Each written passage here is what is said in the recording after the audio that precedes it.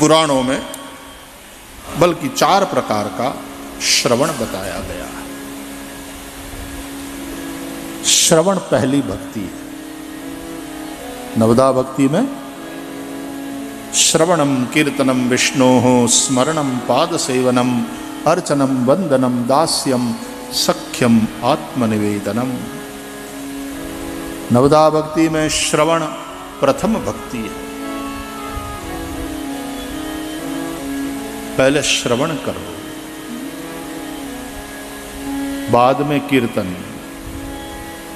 बालक बोलना तब सीखता है जब वो पहले सुने। सुनने से ही बोलना हम सीखते हैं। ये जो 5 कर्मेंद्रियां हैं ना, उन 5 कर्मेंद्रियों का 5 ज्ञानेंद्रियों के साथ कनेक्शन है। पहले तो ये समझ लो, 5 ज्ञानेंद्रियां मतलब शब्द स्पर्श रूप रसगंध, 5 ये 5 विषयों का ज्ञान जिन इंद्रियों से, जिन 5 इंद्रियों से होता है उन्हें कहते हैं पंच ज्ञानेंद्रिय। तो शब्द का ज्ञान कान से, ये पहली ज्ञानेंद्रिय। श्रोत्र कान। स्पर्श का ज्ञान त्वचा से, त्वगिंद्रिय, ये दूसरी कर्मेंद्रिय। शब्द स्पर्श, फिर रूप। रूप का ज्ञान होता है चक्षु इंद्रिय से, तो ये तीसरी ज्ञानेंद्रिय। शब्द स्पर्श रूप, चौथा रस। रस का ज्ञान होता है जिह्वा से, इसलिए उसको रसना भी कहते हैं। जिह्वा, रसना, रस का ज्ञान होता है। जिह्वा ज्ञानेंद्रिय है। बोलना मुख से होता है, मुख कर्मेंद्रिय है। जिह्वा तो ज्ञानेंद्रिय है। तो शब्द स्पर्श रूप रस, 5वां गंध। गंध का ज्ञान होता है नासिका से। ये 5 ज्ञानेंद्रिय और 5 कर्मेंद्रिय। हाथ पग मुख बोला जाता है। मूत्र द्वार, मूत्र त्याग और प्रजोत्पत्ति 2 काम। और मल द्वार, मल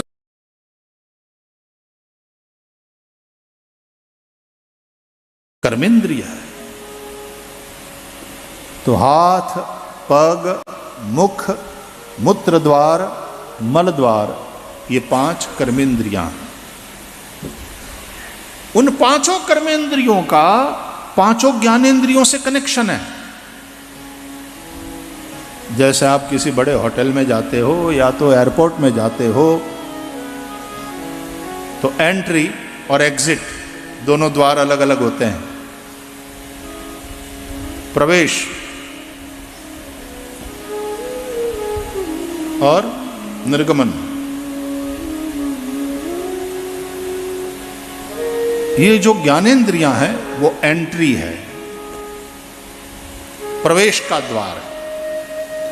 और कर्मेंद्रियां एग्जिट, निकास का द्वार।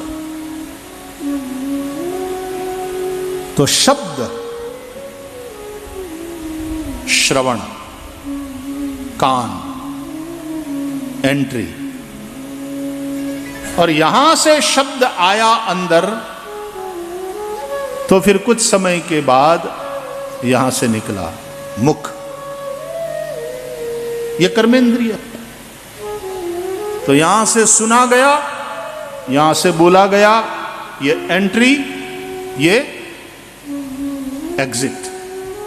तो कान है एंट्री शब्द की, मुख है एग्जिट। तो जो सुन सकता है वो बोल सकता है, जो बहरा होगा वो गूंगा होगा।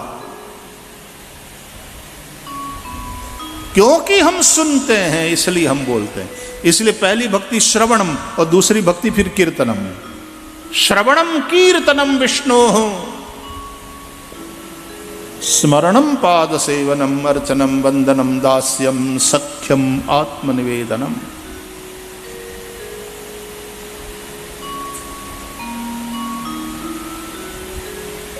स्पर्श त्वचा एंट्री,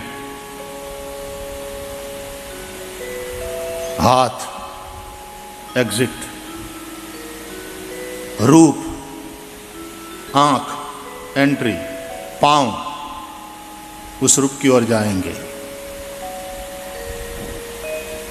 रस रसना जिह्वा मूत्र द्वार एग्जिट। गंध नासिका एंट्री, मलद्वार गुदा अपान वायु एग्जिट। ये 5 कर्मेंद्रियों का 5 ज्ञानेंद्रियों से संबंध है। इसको आप इस तरह से समझिए, ये एंट्री है, ये एग्जिट है। क्या भवन बनाया अद्भुत परमात्मा ने।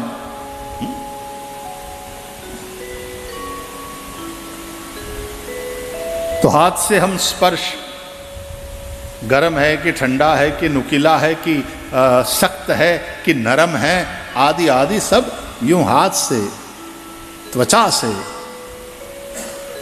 ज्ञान होता है। तो फिर हाथ कर्मेंद्रिय और चक्षु जहां देखती, दृष्टिपूतम न्यसेत पादम, आंख से देख करके फिर तब पांव रखो, है ना। चलते समय पांव गति करेंगे रूप की ओर। मेरा फोन वो रहा, आंख ने देखा तो पांव गए वहां। और दृष्टिपूतम न्यसेत पादम, दृष्टि से आप मार्ग देखते हो और फिर पांव भरते हो। तो प्रथम भक्ति है श्रवण। श्रवण करो श्रद्धा पूर्वक। भागवत का श्रवण इस प्रकार 4 ढंग से होता है। तो सात्विक श्रवण, राजस श्रवण, तामस श्रवण और निर्गुण श्रवण, ये 4 प्रकार बताए गए। आओ भागवत के प्रारंभ में भागवत के महात्म्य पर एक दृष्टि करें।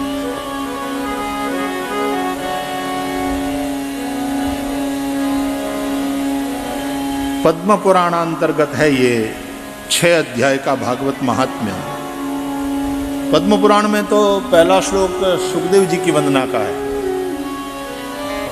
और अभी जो हमारे पास भागवत गीता प्रेस गोरखपुर से प्राप्त है, उसमें पहला श्लोक सच्चिदानंद रूपाय ये है, और फिर बाद में सुखदेव की वंदना। इसलिए पहले सच्चिदानंद वाले श्लोक पर ही थोड़ा सा दृष्टि करेंगे, फिर सुखदेव जी की वंदना। सब लोग क्यों ना बोलें, सच्चिदानंद रूपाय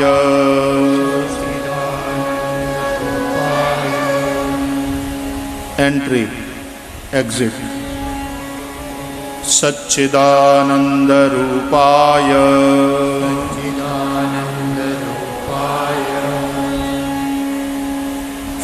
वॉल्यूम बढ़ा रहा हूं तुम्हारा। सच्चिदानंद रूपाय सच्चिदानंद रूपाय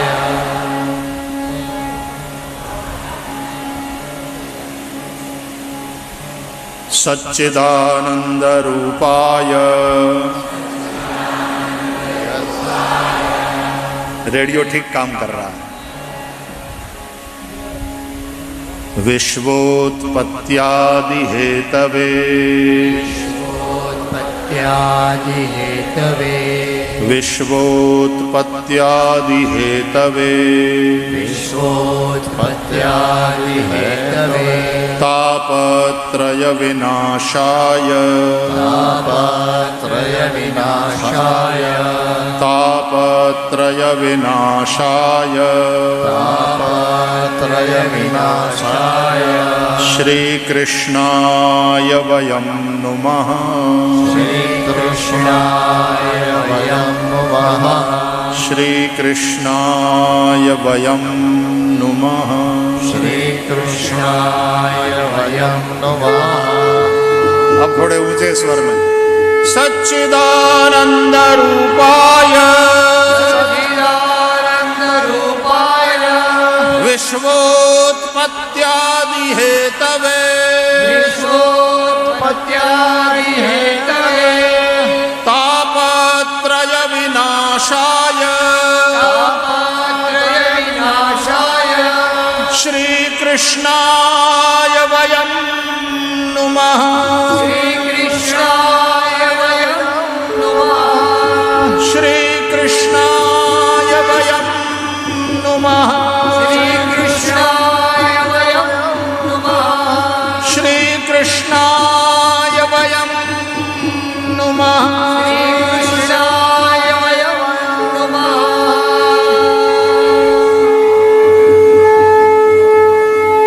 बोलिए सच्चिदानंद भगवान की जय। जाने रे तो सत से सत्ता, सत्ता मतलब एग्जिस्टेंस, सत्ता का अर्थ होगा एग्जिस्टेंस, अस्तित्व। सत्ता मतलब पावर नहीं, संस्कृत में सत्ता का अर्थ है एग्जिस्टेंस, अस्तित्व। वो सत्स्वरूप है। What does that mean? कि वो है और वही है, उसके अतिरिक्त कुछ भी नहीं है। वेद कहते हैं सर्वम खलु इदम ब्रह्म नेह नानास्ति किंचन। वो है और वही है, और तू जहां देखता है वहीं है।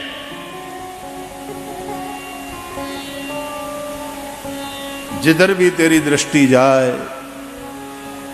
वहीं है, और जो जो तू देखता है वही है। It is nothing but him.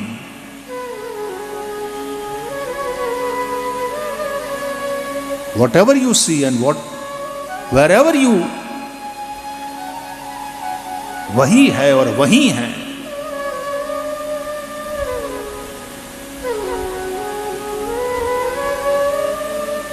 तो तुझे कहीं जाने की जरूरत नहीं है, तू जहां है वहीं है। और जो भी तू देख रहा है वही है वो। सर्वम खलु इदम ब्रह्म, तो सदरूप है वो, तो वो है। दूसरा चिद्रूप है। ये वाला जो सत है, ये वाला जो एग्जिस्टेंस है, ये जो सत्ता है, वो जड़ नहीं है, वो निर्जीव नहीं है। There is life there.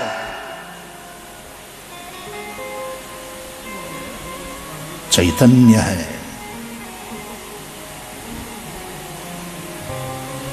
जिसको तुम जड़ बोलते हो ना, वो भी चैतन्य है।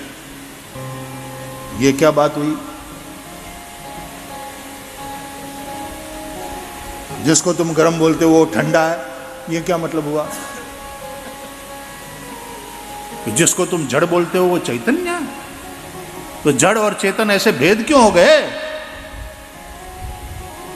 बोले वो दिखने में दो है, कहने में दो है, हकीकत में एक ही है।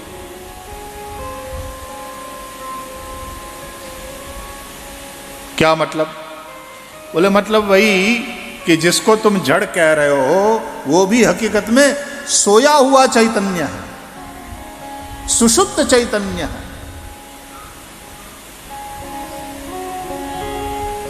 क्या प्रमाण है? भागवत में है प्रमाण।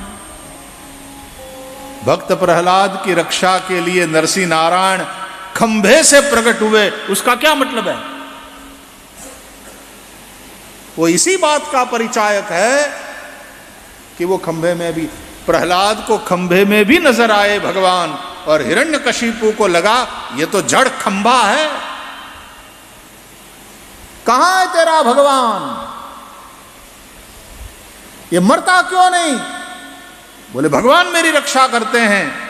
पूछा हिरण्यकशिपु ने कहां है तेरा भगवान? प्रहलाद ने शांति और प्रसन्नता के साथ कहा कहां नहीं है भगवान।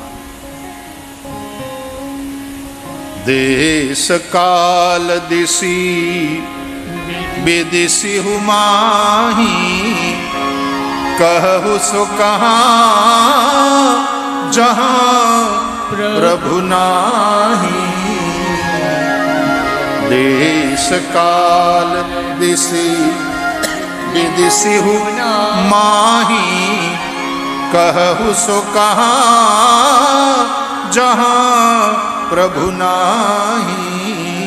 हरि व्यापक सर्वत्र समाना, ओ प्रेम ते प्रगट होई मैं जाना।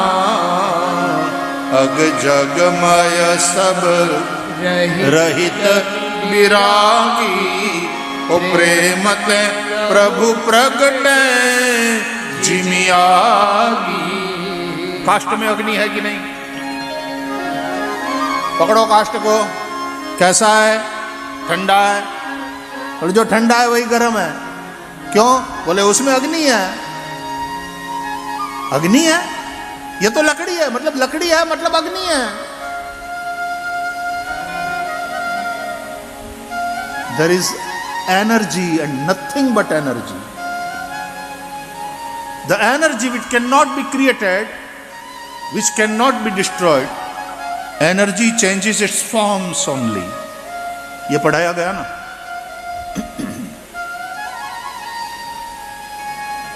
जो काष्ठ के रूप में थी एनर्जी, वही अग्नि के रूप में प्रकट हो जाती है। तो काष्ठ का अर्थ होता है अप्रगट अग्नि।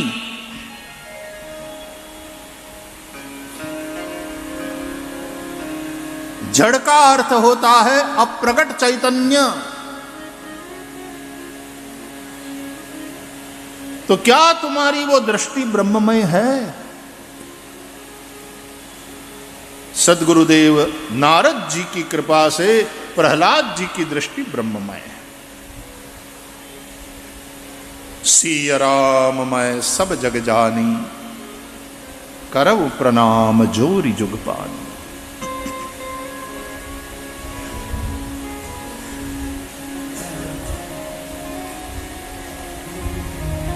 यह सत्य चिद्रूप भी है। वो केवल सत्य है और केवल चिद है, दो ही बात है। तब तो वो सत्य फीका फीका, वो अस्तित्व फीका फीका,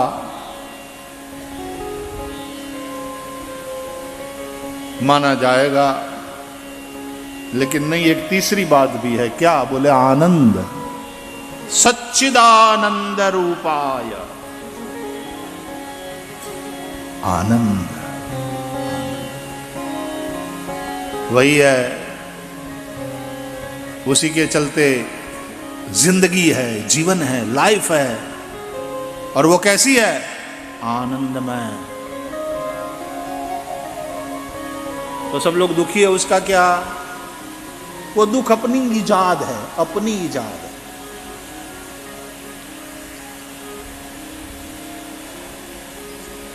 बाकी सर्वम खलु इदम ब्रह्म, और वो आनंदो ब्रह्मेति व्यजानात्, आनंदे नैव इमानि भूतानि जायन्ते, आनंदे नैव जातानि जीवन्ति। ये यदि उपनिषद कहते हैं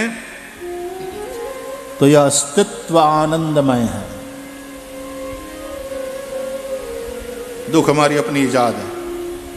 ये बात जो आप सुन रहे हैं, आपको हो सकता है बुद्धिज्म का थोड़ा सा परिचय हो, तो आपको बुद्धिज्म की फिलॉसफी से ये बात बिल्कुल विपरीत मालूम पड़ेगी जो यहां से कही जा रही है। क्योंकि अकॉर्डिंग टू बुद्धिज्म सर्वम दुखमयम सर्वम क्षणिकम।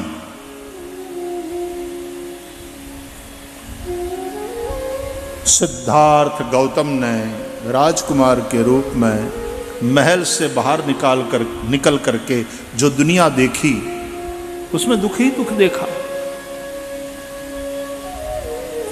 किसी बूढ़े को देखा दुख के चलते अशक्त, ठीक से चल भी नहीं पा रहा है। किसी रोगी को देखा रोग के चलते दुखी, बड़ा कष्ट भोग रहा है। किसी स्मशान यात्रा में अर्थी पर एक मुर्दे को देखा जो मर गया है, मृत्यु को प्राप्त हुआ। मरण का दुख, रोग का दुख, बुढ़ापे का दुख, दरिद्रता का दुख। भागवत के महात्म्य में भी लिखा है व्यास जी ने, असारः खलु संसारः दुख रूपी विमोहकः। संसार असार है, दुख रूपी है, दुखमय है, लेकिन विमोहकः, फिर भी अट्रैक्ट करता है हमको। संसार में एक आकर्षण है, अट्रैक्ट करता है वो दुख रूप। कौन है दुख रूप? फिर से सुनो, असारः खलु संसारः दुख रूपी विमोहकः। संसार है दुख रूप, लेकिन ब्रह्म आनंदो ब्रह्मेति व्यजानात् सर्वम खलु इदं ब्रह्म। उस अर्थ में यह संपूर्ण अस्तित्व आनंदमय है।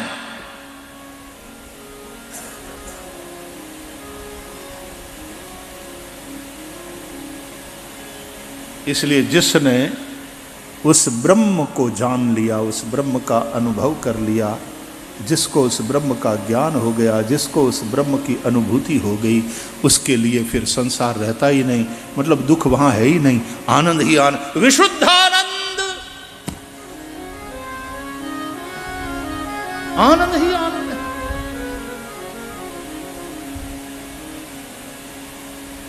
सिवाय विशुद्ध आनंद के और कुछ भी नहीं है।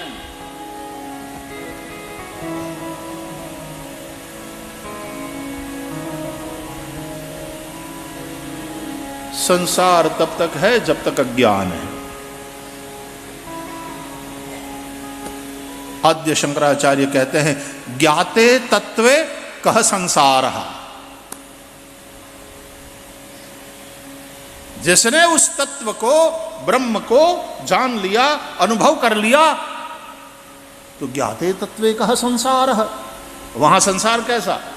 मतलब संसार बिल्कुल रहता ही नहीं, जो है नहीं फिर भी दिखाई पड़े, वो माया जनित संसार है।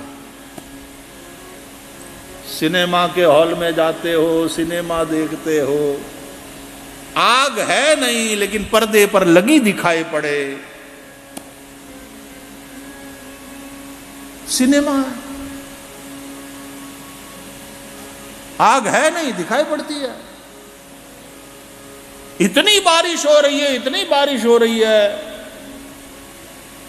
कौन सिनेमा के हॉल में बैठा हुआ छाता खोलता है भाई?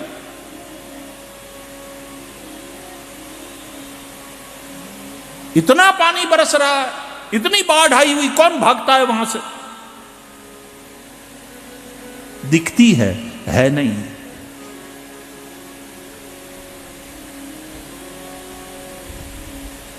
वो प्रोजेक्टर के द्वारा उस तरह से, और प्रकाश और छाया, चलचित्र ऐसा बनाया कि दिखता सब है, होता वहां कुछ नहीं। तो जो बात सिनेमा की है, दिखता है होता नहीं, वही बात संसार की है, दिखता है होता नहीं। और ब्रह्म दिखता नहीं लेकिन वही होता है, वही है, सिवाय उसके कुछ भी नहीं है।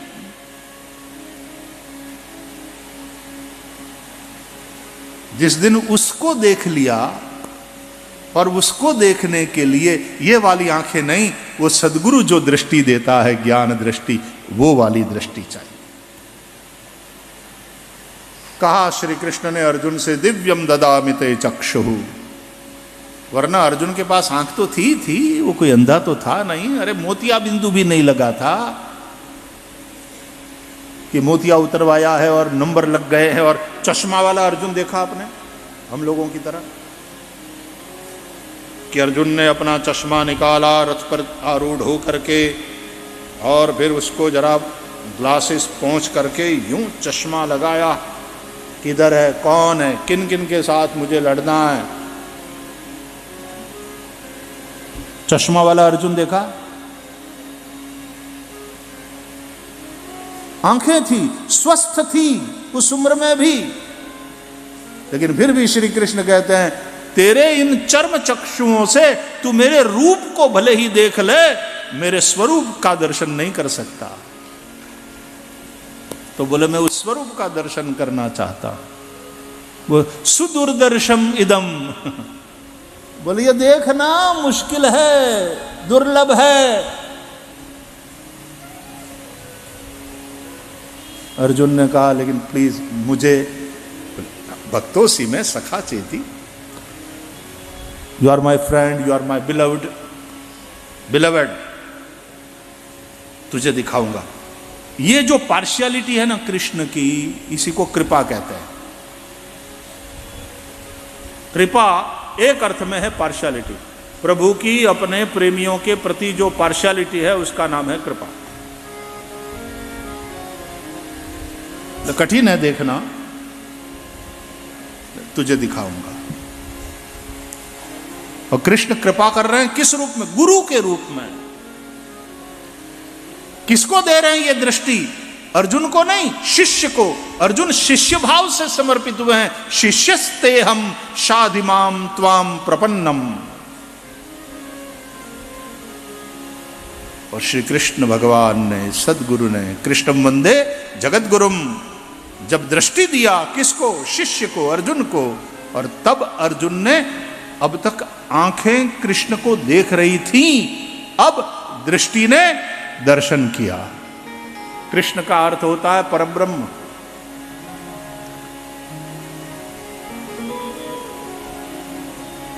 ये अपने मामा के लड़के के रूप में ही देख रहे थे अर्जुन जी, अब दर्शन हो रहा है परब्रह्म के रूप में। कृषिर्भुवाचक शब्द अणश्च निर्वृतिवाचक तयोरैक्यम परब्रह्म कृष्णरित्य विधीयते। कृष्णोपनिषद के अनुसार कृष्ण शब्द का अर्थ ही है परब्रह्म। तो उपनिषद कहते हैं आत्मा वा अरे द्रष्टव्य श्रोतव्य द्रष्टव्य निदिध्यासितव्यश्च। तो भाई आत्मा को देखो। अब आत्मा कैसे दिखाई देगी?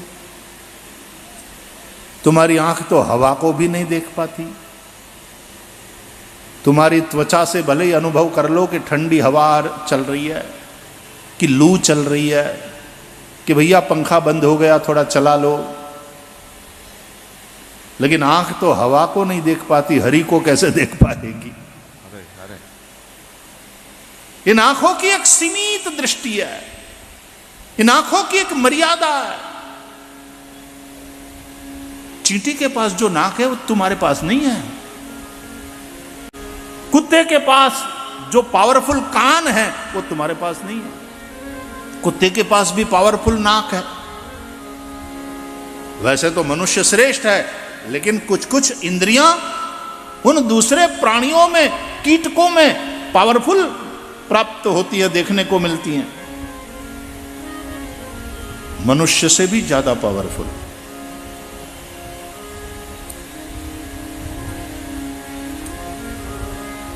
इंटरनेशनल ट्रैवल में बड़े बड़े एयरपोर्ट पर अराइवल्स में आने वाले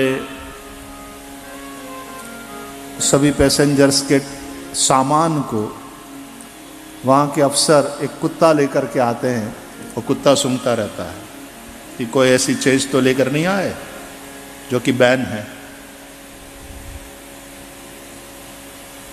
कुत्ते के पास है वो पावरफुल घ्राणेंद्रिय, चींटियां पहुंच जाती हैं जहां शक्कर है।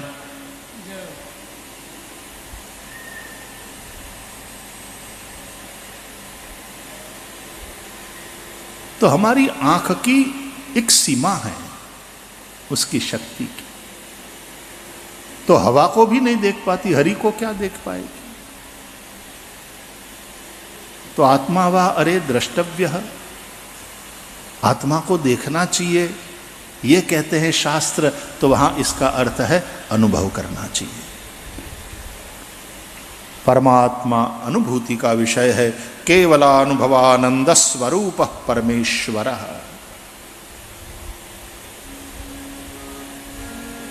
तुलसीदास जी कहते हैं अनुभव गम्य भजहि जिहि संता।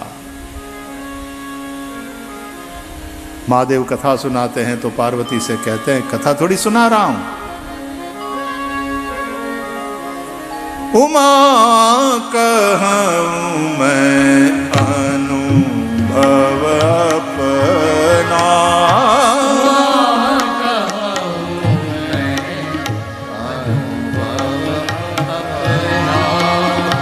उमा कहूं मैं अनुभव अपना,